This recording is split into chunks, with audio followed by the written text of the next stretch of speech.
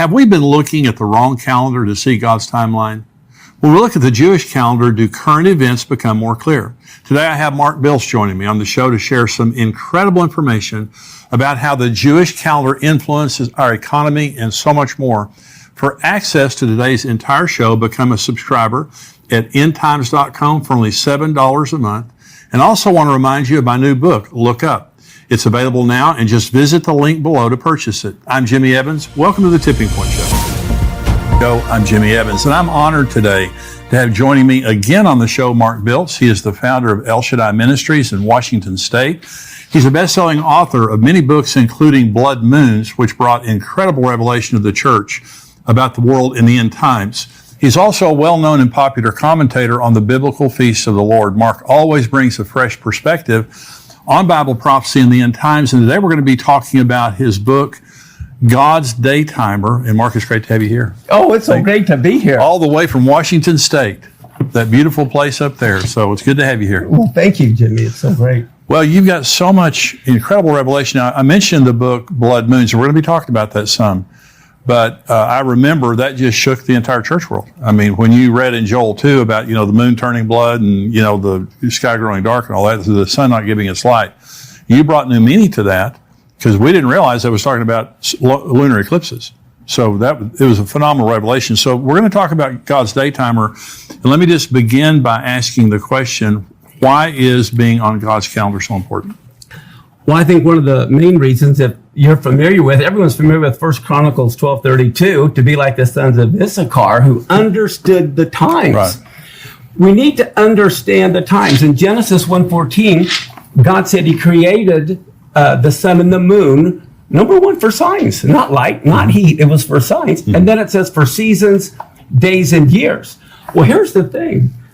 We know we're not going to use the Mayan calendar. That kind of everyone was scared about that. We're not using the Muslim calendar. It's based only on the moon. We're not to use the Gregorian calendar because it's only based on the sun. Right. And Genesis 1:14, God said we are to use the sun and the moon. And so the biblical calendar is what God uses. And then what the problem is our English. When we hear the word seasons in Genesis 1:14, we think of winter, spring, summer, fall. Right. But the Hebrew word is moed, which means an appointed time. So God has appointed times on his calendar for when he's going to intersect with human history. Right. They were also called holy convocations, the festivals, which literally means a dress rehearsal. Wow. Now, do you want to be at the wedding of the Messiah? I do. Then we need to be at the dress rehearsal. Do you want to be at the coronation of the Messiah? That's right. Then we need to be at the dress rehearsal. Yeah. We need to understand those things. So it's phenomenal to me when you understand even Messiah's life, all the things that happened. One of the most horrible things that affects marriages is to have a child die. Right. Oftentimes there's a divorce or something happens when the child dies. And that's the most horrible thing to happen.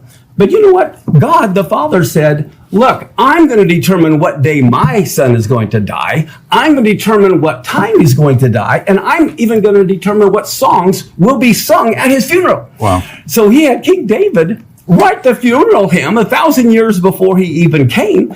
And then from Moses all the way to Messiah, every year they did the dress rehearsal of killing the Passover lamb. And that's when he died, was on Passover. Now, you remember in the Gospels, it talked about they sang a hymn before they went over the Mount of Olives. Yeah. I know the words to the song they sang. What is it? It's Psalms 118, the Hallel. Psalms 118 is the final song on every Passover. Wow. So right before he was betrayed and rejected, what are the words? Some of the words in Psalm 118?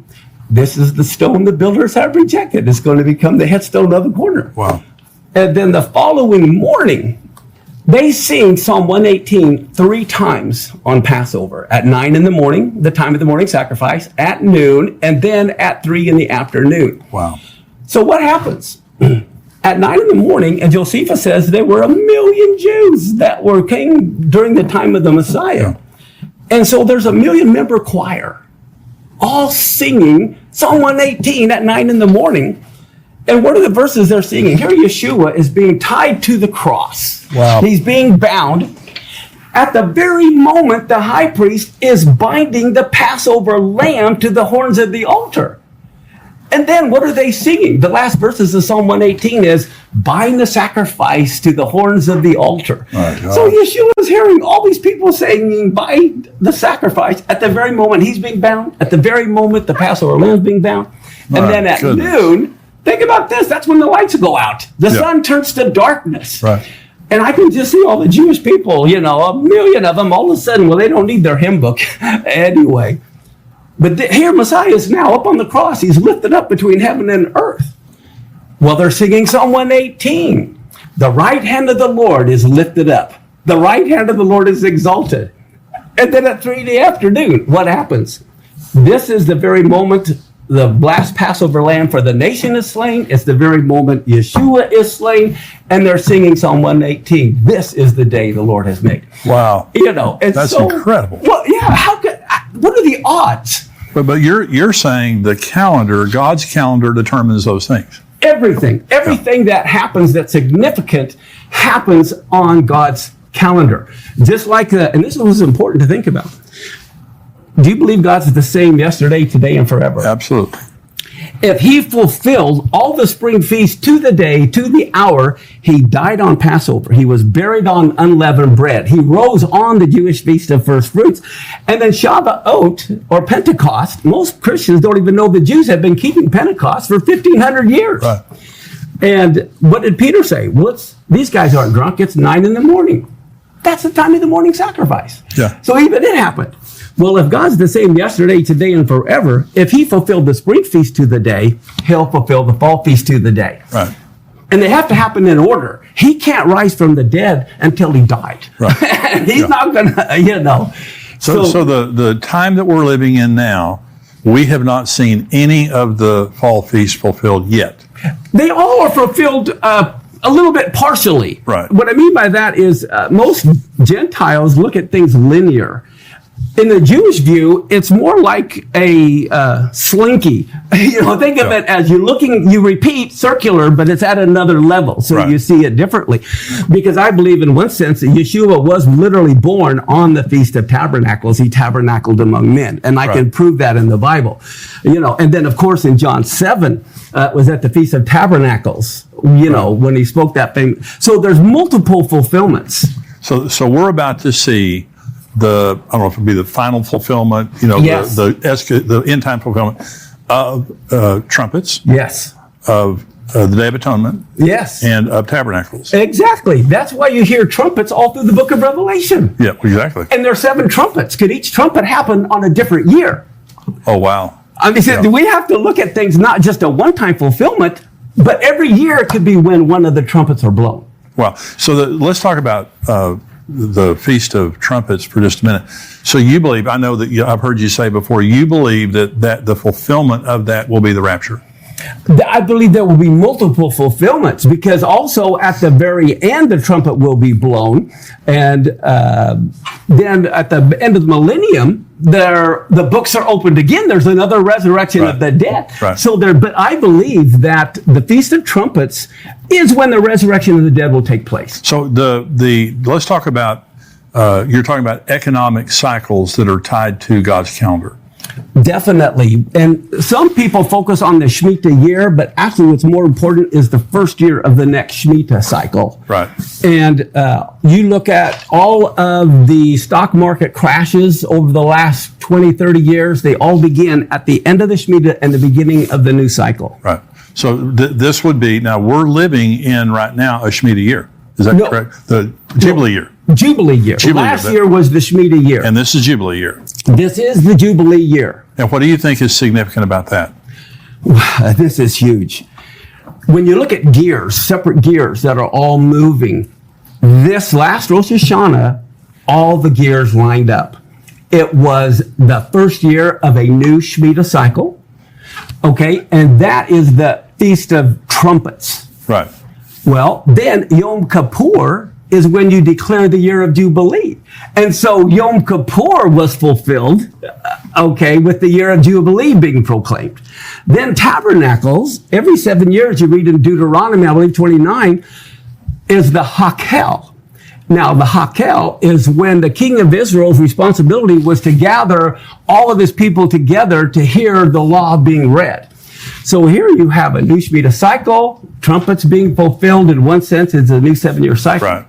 Yom Kippur being fulfilled, it's the year of Jubilee, the Hakel. And then the events that have been happening, we're supposed to know the time and seasons. Right.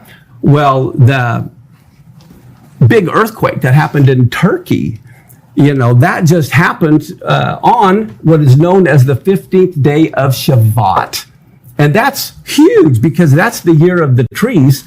It's when God is watching to see who is bearing fruit. Wow. What people are, what nations are.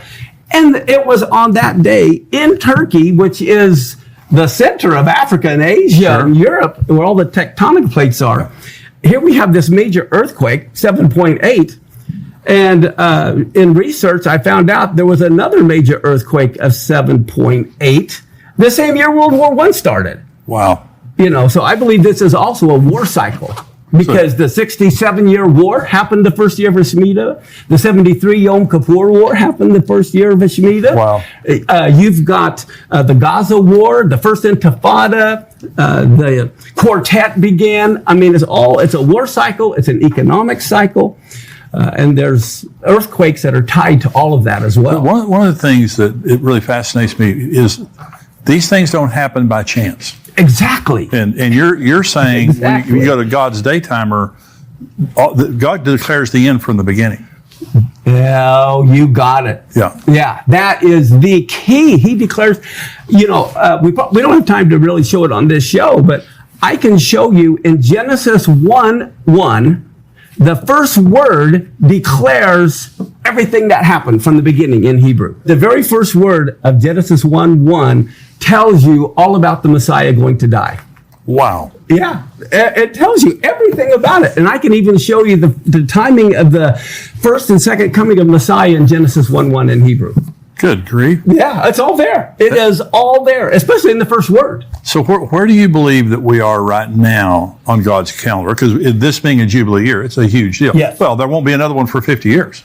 Exactly. And that's why this is so significant. Yeah. I have a list. I haven't showed you this. This is every Shemitah year and every Jubilee year all the way back to creation. Wow. And people can get it for free on our website. What is your website? Tell everybody. ESM.us. Good. We have so much stuff free. You just go to where it says resources, go to handouts, and you can go down to the letter S, Shemitah year.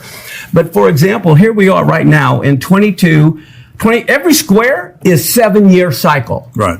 Okay, so here's 2022 to 2023, and it goes to year from 5783 to 5789. That's the 7 years. The 2022 goes to 2028, 2029. But that's how I have this chart. I show where the blood moons occurred. But you see, we became a nation, okay, in 1776. Well, guess what? That was right before a Jubilee year. It so happens in 1776. Wow. That was led from a Shemitah year to a Jubilee year. Wow. That's incredible. But I go through and I have a lot of the key events on here in history. Well, I would encourage you to go on that website and get that. So you said on one of our shows, and people have just been talking about this ever since. So you believe that the 7-year tribulation is a Shemitah cycle? It has to be. If you remember, back in Leviticus, God commanded Israel to every 7th year, they had to set people at liberty. It was an economic. Right. This is where we get our 7-year bankruptcy law from. Right. Okay. That's right. It was an economic reset every 7th year. Well, so then what happens is now, as we look at the year we're at, we see we're entering a year of Jubilee. And so this last year was an economic reset. And in the book of Daniel, we know Daniel was Jewish, right? Right. Yeah. So he talks about 70 weeks. And they're 70 weeks of years, where we get the 490 from. Right. Well, if it's 70 weeks of years, those are all Shemitah weeks. And the whole reason they went into captivity was because they didn't let the land rest the 7th year. Yeah. And 70 times 7 is 490. So, but that's why they had to spend 70 years in captivity so the land could catch up on the rest. And so we realize that is a Shemitah week. And therefore, it has to begin the first year of a Shemitah cycle. And we are right now in the first year of a Shemitah cycle. So I believe if the tribulation doesn't start this year, it can't start for 7 more years, which also gives us a relief after this year. We know we got 6 more years of work to do. Right. We have much more from Mark's interview, including what he is seeing in the current birth pangs that are happening in the world and connections between earthquakes and the rapture. To become a subscriber, visit endtimes.com and join us for only $7 a month. Along with the rest of today's interview, you'll get access to all of our End Times articles, shows, and teaching. Join us at endtimes.com today.